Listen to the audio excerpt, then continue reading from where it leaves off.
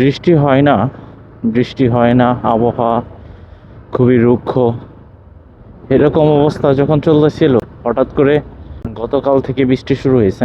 আর এইখানে দেখা যাচ্ছে যে বাতাসের বেগ এত পরিমাণ বেশি ছিল, যে কারণে ঘরবাড়ি, গাছপালা আর সকল কিছু তছনছ করে দিয়ে গেছে বাতাসে। ইন্নানিল্লাহ, গাছগুলো আপনার এই এত বড় বড় গাছগুলো উপড়িয়ে ফেলছে। এই যে দেখা যাচ্ছে চারদিকে যে বাতাস বয়ে গেছে, তার বিশাল বেগ। আল্লাহ তাআলা আমাদের মাঝে সেই জিনিসগুলো একটু সহনশীল হয়ে যেন দেয়। ইন্নানিল্লাহ, ইন্নানিল্লাহ। এত বড় বড় গাছপালাগুলো, ও শিট।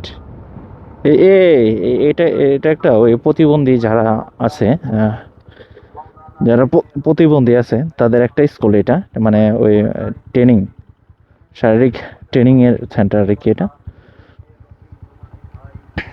উপরের ঘরটাকে ভেঙে দিয়েছে কৃষক।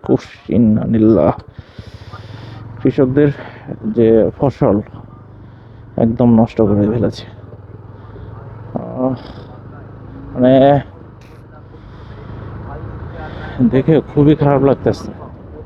এত সুন্দর জায়গাটা ছিল, গাছগাছালি ভরপুর, আর আজকে এই কয়েকটা দিনে মনে হচ্ছে বৃষ্টিতে, শুধু বৃষ্টি না, আল্লাহ তাআলা যেন আমাদের উপর সহায় হোক, সহায় হন।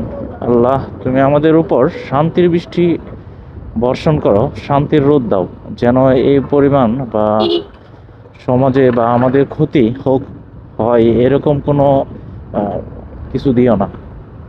এই ইন্নানিল্লাহ, এত বড় বড় গাছগুলোকে উপড়িয়ে ফেলছে। তা গাছ দেখেই বোঝা যাচ্ছে যে মানুষের যে ছোট ছোট ঘর বাড়ি, যারা, তাদের উপরে কত না মানে ভয়াবহ তা সৃষ্টি হয়েছিল বাতাসের। মানে গাছপালা ভেঙে চারপাশ একদম হয়ে গেছে, খোলা মেলা হয়ে গেছে। ওরে আল্লাহ, এটা ওই নেটওয়ার্কের খুঁটি। এই যে কি ভয়ঙ্কর বৃষ্টি হয়েছে, তাহলে ঝড়। এই তো, এই ঘরগুলোর টিনের চালগুলো উড়িয়ে নিয়েছে।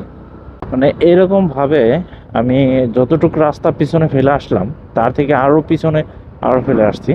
মোট প্রায় 6 থেকে 7 কিলোমিটার রাস্তা, এলাকা জুড়ে যে পরিমাণ ঝড় হয়েছিল, দেখেই বোঝা যাচ্ছে যে কত ভয়ঙ্কর একটি ঝড় এসেছিল। আর যখন এত বড় বড় গাছগুলোকে উপড়িয়ে ফেলছিল একদম শিকড় থেকে, তাহলে তো এটা আর বোঝার বাকি থাকে না যে খুবই নিষ্ঠুর আর ভয়ঙ্কর পরিমাণে ঝড় হয়েছিল।